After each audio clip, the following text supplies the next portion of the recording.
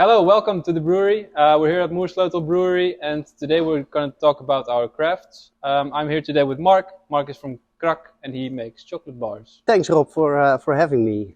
Super cool to see your brewery. Glad to see how you get my cacao into the beers. Is it quite common to use cacao in beers, or? Well, in craft beer, I think it is. So it's a kind of a niche within the niche, which uses a lot of ingredients other than the usual Reinheitsgebot ingredients, so to speak. So there is a lot of chocolate being used, both in small quantities, big quantities. We always try to get a good kind of balance in the beers. The end product needs to be chocolate, but not only chocolate. We also still want the alcohol and the esters and everything else from the beer to speak. Most of the time. So in the future we're also going to try to push the limit, push the max. How much can we use, kind of until it gets off-putting, but we didn't find that border yet. Off-putting, it means too much fat or too much? Yeah, well, if it's too much to drink, then it's kind of off-putting. You don't want to finish the glass. We haven't found that border yet, so we're going to try to push it more. That will be next year. Yeah, so chocolate not only comes from chocolate in beers, but we can also get it from roast malts. So it's kind of the roasty flavors you want to get. The cocoa notes, the chocolate notes. Yeah, the cocoa notes and coffee notes, which is also kind of a chocolate note. And I think a prime example of that is motor oil. So this is all grain, hops, and yeast. No other, well, and malt and water and the regular stuff. And in this beer you'll find a whole lot of chocolatey notes. While there is no That's a cool chocolate color. in it. Chocolate color. Nice. For me, it's liquid chocolate now. Liquid chocolate now, yeah. Cheers, Rob. Sorry. Cheers. Cheers. And so from the roast malt, you also get a bit of smokiness, which you can also find in cacao. So it's all, everything with roast is, I think that's the big overlap with chocolate and beer. It's roasted. Well, with stouts at least. Yeah, it pairs well in this case. This reminds me of the darker side of the so heavily chocolate roasted. note. The average person would say chocolate is roasty. Everybody knows kind of the chocolate flavor. What other flavors can you get out of it, which people might not know? Yeah, the thing is, when I grew up as a pastry chef, I always used chocolate, and the perception of a chef or a pastry chef is dark chocolate, it's bitter. That's how big production chocolate producers take a lot of flavor out to get only the bitterness of chocolate. When I start roasting my own cacao, have fine flavored cacao, I experienced, hey, there's fruitiness, there's acidity inside the chocolate. So that's a whole new spectrum for me as a pastry chef to create chocolate, but also a different approach to create a bonbon, not adding cinnamon to have a cinnamon bonbon, but roasting it in a different way. Yeah, a different way on a low, so you can play with the fruitiness or the acidity in the chocolate. And if you have a single origin chocolate, you can you have the flavor profile, and you can add a little bit of flavor, and then you have a full flavored bonbon. And that's a new perception of what I think about chocolate. So for me, it's not chocolate dark flavored, but it's, for me, a chocolate is more fruity and a different approach of I started 11 years ago, and there were only a couple of guys in the world who creating chocolate from the bean. They call it bean to bar. In my opinion, it's more a craft. So the difference is in the craft, because a big factory starts also with the bean. But then I quit everything, because I was like, yeah, this is cool. Stay at the origin. The cacao is underrated in my opinion, because a $1 bar in the supermarket, it's stupid. It's bulk cacao. It's only bitter, it's shitty. So you can it's just like coffee or wine. Cacao is super diverse in kind of flavors, and that's what I was thinking. Okay, let's see what's before the bag of chocolate, what's happening there. And that's what I'm doing now for almost 10 years. And I think the skill is roasting. Roasting is the skill. So okay, so the beginning of the product doesn't matter? The bean, does the bean matter, or how do you source the bean? Yeah, Or is the roasty? that's a starting point. I think that 70% of the flavor is already inside after fermentation, inside the bean. My skill is to roast them, and it's not to roast them high to have that bitter, dark chocolate. You roast out of all those acids who have the acidity or have the fruity flavors. So what I explored is stay close to the origin, low roast, take your time, and then you only have to balance that flavor. Yeah, that's the skill I have. I think so.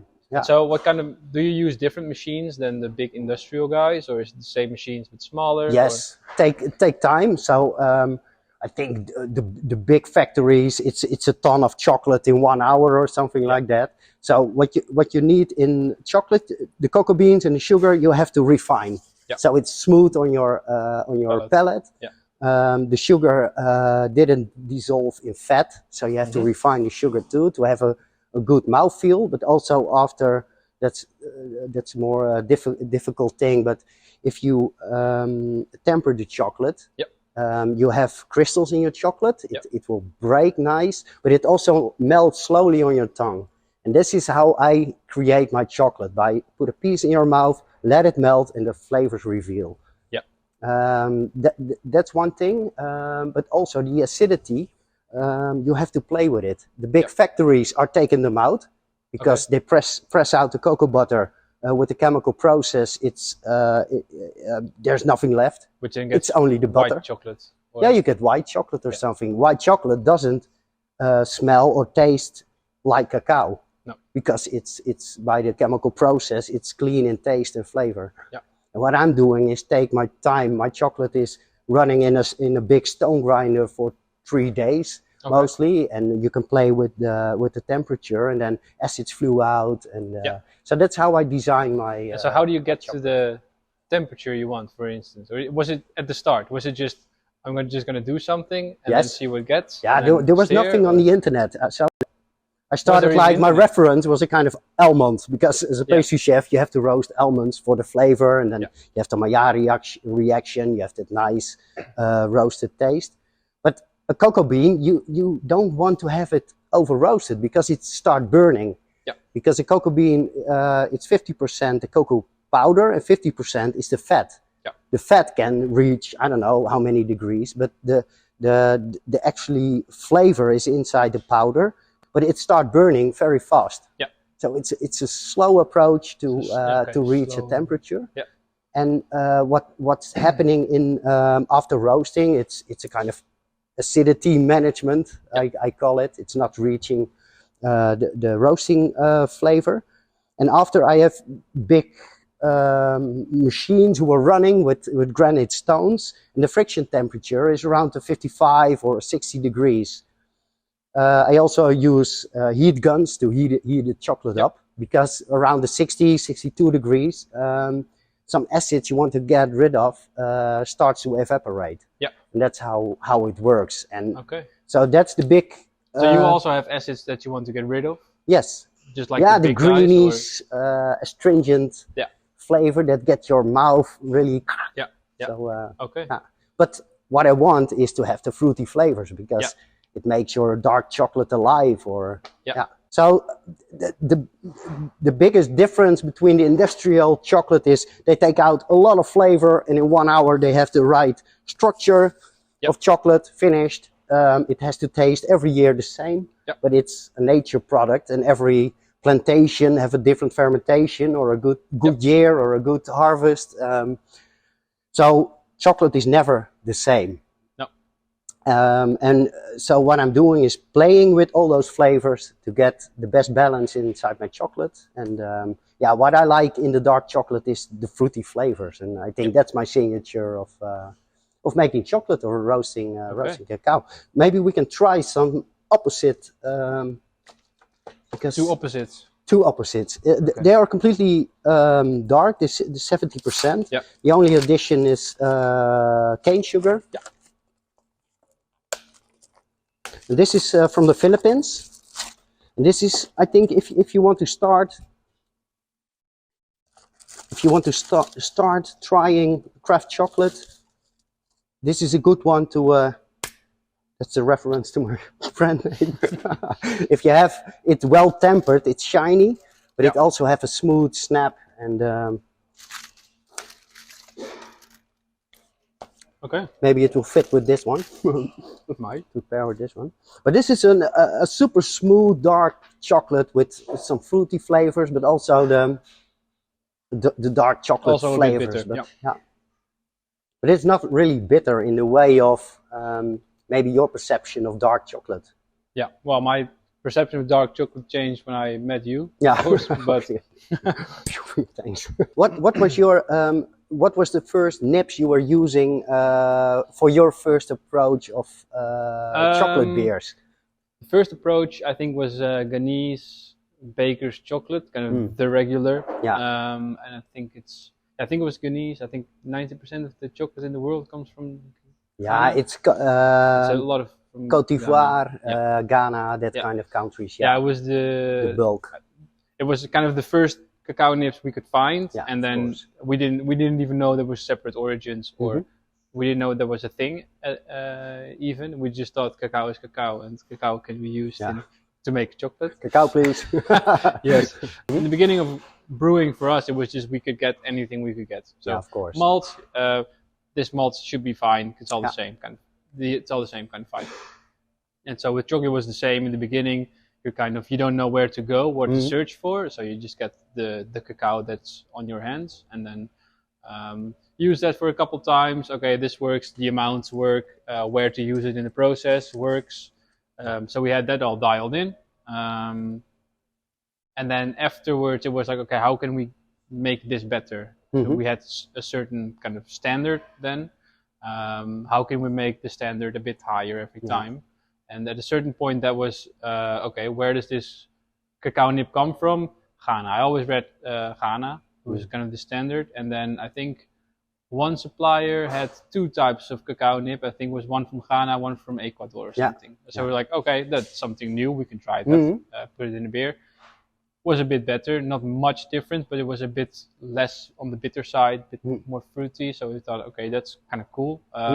What more is there to find? Yeah. We said Ecuador, okay, that's nice. What more is there? But we couldn't really find any other origins than those two. And that's pretty much until we met you, I think, that you had, okay, what kind of origin do you want? I have 60. Yeah, a lot of. And then it was kind of, okay, new kind of Play stores opened. We want to kind of try it all, but also in a bit of a directed focus to kind of see what's in the bean, what kind of flavor would it give, and then kind of design the recipe of the beer in that way so that it kind of enhances flavors, or maybe counter flavors that can strengthen each other or synergize. Okay. Sounds nice. So this is the brownie pastry stout we did for the Eureka. Nice.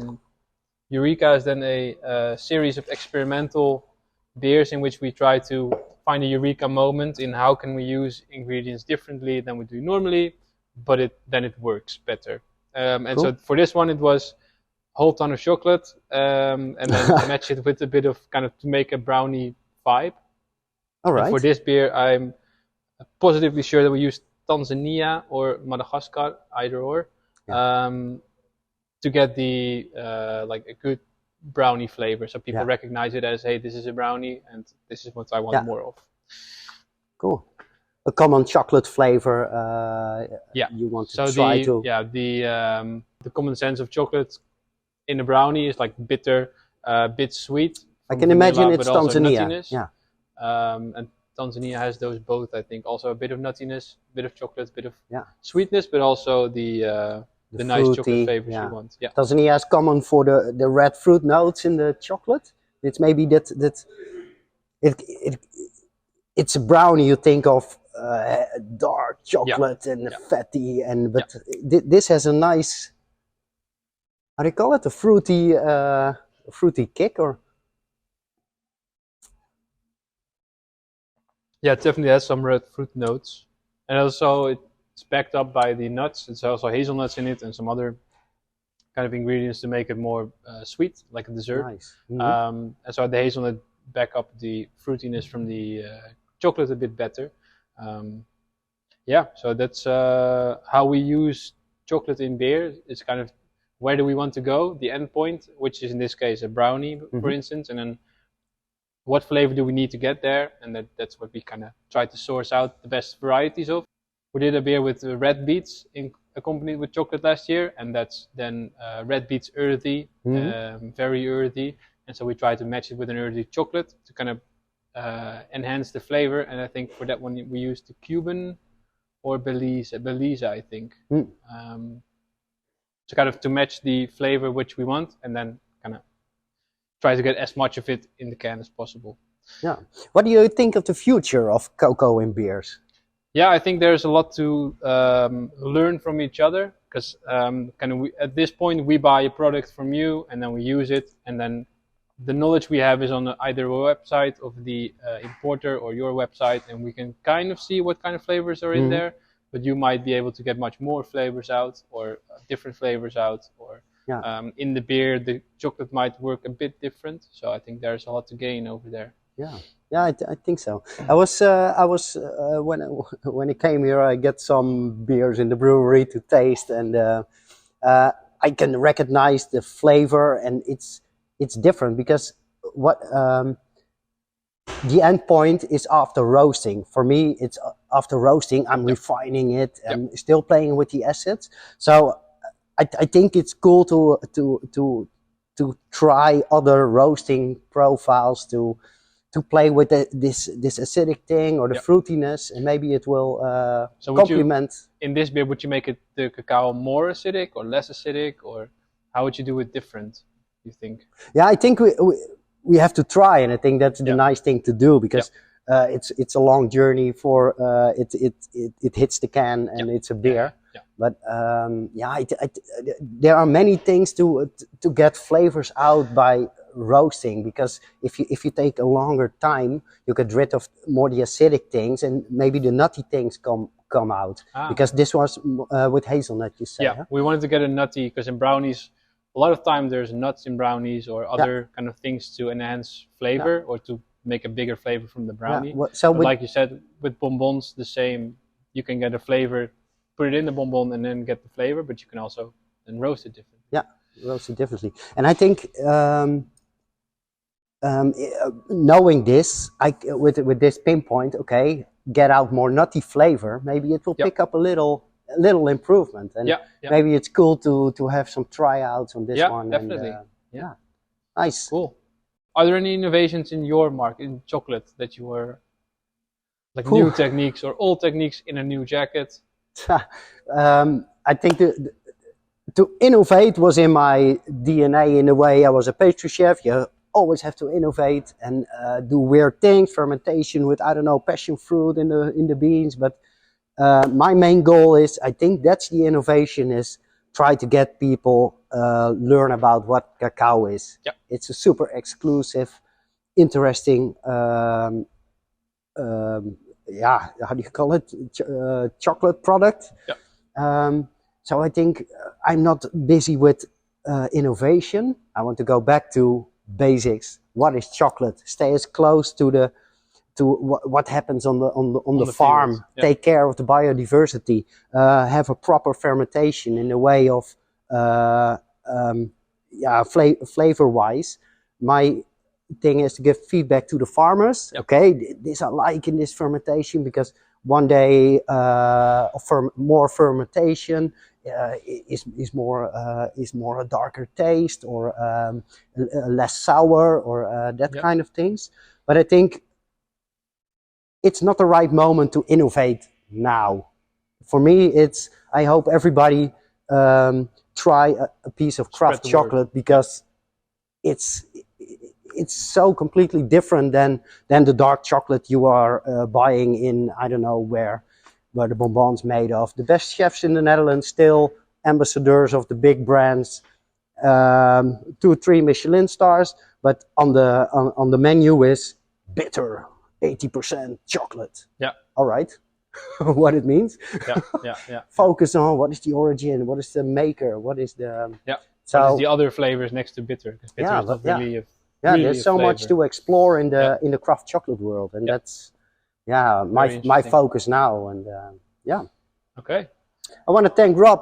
Thanks for having me. No problem. We have a lot of common in our crafts, and let's see how we can improve ourselves. Yeah. I think that's the future. Cheers. Cheers.